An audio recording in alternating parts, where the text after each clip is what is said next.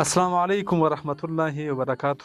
قدرمن لیدونکو، نن خوست ولایت د خاڼې خوړ په نوم کومه سیمه ده چېرته چې زموږ دغه ماشومان ګوري چې ټول یتیمان دي. د دغې سرپرسته دغه مرکۍ ده چې تاسو ګورئ. ورځو د دوی سره یو څو خبرې کوو، د دوی دغه ستونزې او درد راخلو، د دغه مور چې دې مور په زړه باندې څه تېرېږي.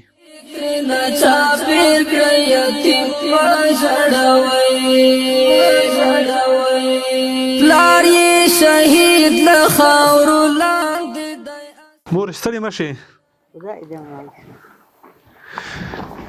مور دغه د ژوند کې څه راته وکړئ، ژوند مو څنګه تېرېږي، دغه یتیمان چې در پاتې دي. درې زمان و دغه شیدان شو، د دغو شیدانه وړه خلقانه را پاته ده، د اووه کسه دي، اته کسه دي، نه کسه دي، د اووه څلور پنځه کسه دي، د دا بل هم دغسې دي. دا ټول وږي تږي غریبان خوران راته ناست دي. که زه ورته ناسته یم که ماړه یي، خو ښځې مې زړه ورته ښه که ماړه نه یي، اته شپه په زړه ورته تېره کړه. نو راسي پښې ورسې دي، پښې دغسې چپلاکې نه وي، کاله یې نه وي، ډېره تکلیفونه راباندې کېږي. بلکل رښتیا هم چې کله د یوه کور سرپرسته یوه مور شي، هغې ته دومره ګڼ شمېر یتیمان ورپاتې شي، کونډې ورپاتې شي، دغه مور به حتما دردېږي، دغه مور به حتما دردېږي، ځکه چې دا کوچني ماشومان دي، د دوی دپاره د خوراک بندوبست چې کوي، خو دا مور نشي کولی. مور یوازې په زړه باندې درد تېروي، مور یوازې د دوی درد، د دوی دغه لوڅې خپې چې ګوري، د زړه نه یو الله خبره چې مور په زړه باندې به څه تېرېږي. که دغه دوستانو تاسو کله دوی پښې وګورئ، ټولې لوڅې دي. دغه خور که وګورئ چپړکې نه لري، زما هغه خور که وګورئ چپړکې نه لري، نو هېڅ هم نه لري. نو دوی دپاره مونږ یوازې جمفر دغه شیان راواخیستله او د دوی چپړکو نه مونږ خبر نه وو. خیر هغې دپاره به مونږ یو څه ناخ کومک ورسره وکړو تر څو دوی ځان دپاره بوټان دغه چپړک شیان دغه ماشومانو ته واخلي. الحمدلله دوی دپاره جمپر دغه شیان ټول وشوله او تر څنګ یې خوراکي مواد هم وشوله. کوم شیان چې ضرورت و د دوی دپاره هغه شیان مونږ ورته واخیستله. په سعودي کې زمونږ ورونه دي، ډیراوران دي، د شربه په نوم کوم ولایت ده، هغې کې دوی لاسونه سره یو ځای کړي دي، کومک یې کړی، یوه دوه روپۍ ټولې کړي دي. هغه کومک یې تر موږ را رسولی دی، موږ هم تر دغو یتیمانو را ورسولو. کوم یتیمان چې دغه ساحه تاسې ګورئ، یو غرنۍ ساحه ده، دلته دوی ژوند کوي، د هر رقم تسهلات نه دوی بې برخې دي. مونږ بهتره وګڼله چې د دوی لاسنیوی وکړو، د دوی سره کومک وکړو، ځکه چې دغې مور ته بیخي ډېر یتیمان ورپاتې دي. مورې څه ویل غواړې دغه خلکو ته چې دا کومک یې کړی دی، ته څه ویل غواړې؟ ورته موږ داسې وایو چې الله دې باچایي روانه کړي، امین، الله دې رزق و روزي دریابي کړي، امین.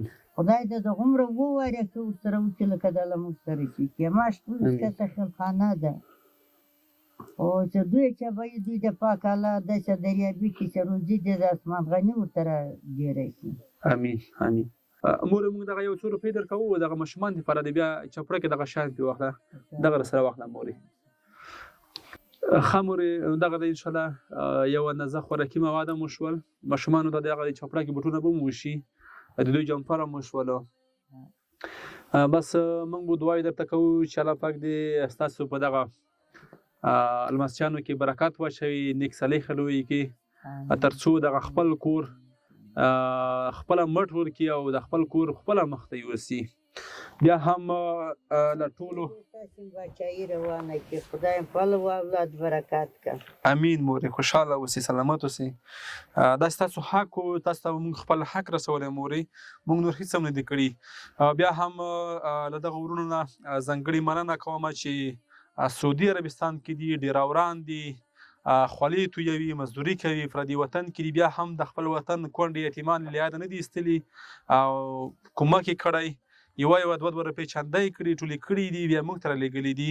نو موږ هم داسې دوامدار ډول اخته یو لکه څنګه چې دغه یتیمان ګورئ دغه کونډې ګورئ موږ هم داسې اخته یو چې د مستحقو خلکو یې ورسوو داسې تر لرو ساحو لاړ شو کومو ساحو کې چې بیخي غرنۍ ساحې دي د هر ډول سهولت نه دوی برخمن نه دي.